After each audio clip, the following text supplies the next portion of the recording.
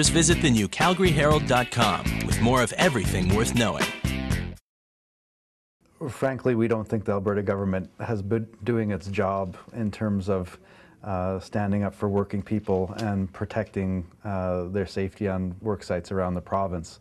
In particular, we take issue with the government's overall philosophy about workplace health and safety, in particular when it comes to their willingness, and probably more appropriately their lack of willingness, to enforce the rules that are on the book. We have, here in Alberta, we have a government that thinks of itself as being very pro-business, and that has resulted in what we would describe as a troubling mindset when it comes to workplace health and safety. We turn that argument on its head, and what we say in the labor movement is that knowing that we have more people working in dangerous occupations, we think that means that the government should be spending more money on workplace occupational health and safety than other provinces. They should be hiring more inspectors. They should be more aggressive in terms of initiating inspections and proceeding with prosecutions than other jurisdictions, because we know that that our work, I mean, the bottom line is that as a result of our workplace mix in this province, as a result of the fact that we have more people working in dangerous occupations, we think that our government is more, the onus is on our government to do even more than other provinces. Over the past 7 years, we've examined over 200 deaths, and what we found is that provincial inspectors found safety breaches or problems in 3/4 of those cases, at least.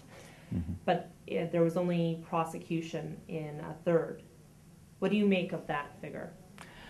Well, those figures and those findings don't surprise me at all. They're consistent with what we've seen from this government for the last 30 years. But honestly, I hope that Albertans see these figures, and I hope that they start strongly voicing their displeasure, because what those numbers tell me is that we have a government in this province that's not willing to put its money where its mouth is when it comes to workplace health and safety. What it tells me is that we have a government that is not willing to aggressively enforce its own rules.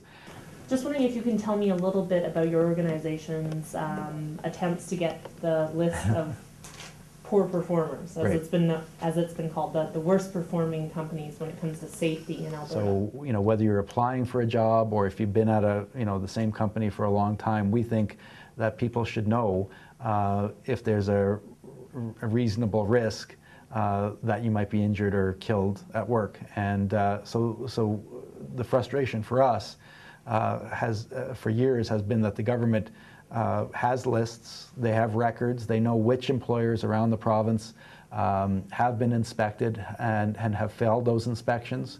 The government knows who have been repeat violators in terms of violations of the Occupational Health and Safety Code, but to date that information has been kept secret.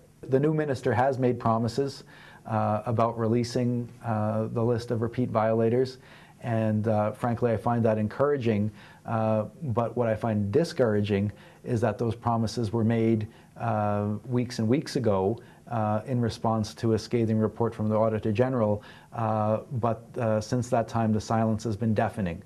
Okay. Should families have a say, or should they be talked to about where that money goes? Yeah. If this whole creative sentencing process is about restorative justice, then frankly I think it makes a mockery of the process if the families aren't included in terms of deciding what penalties should be levied.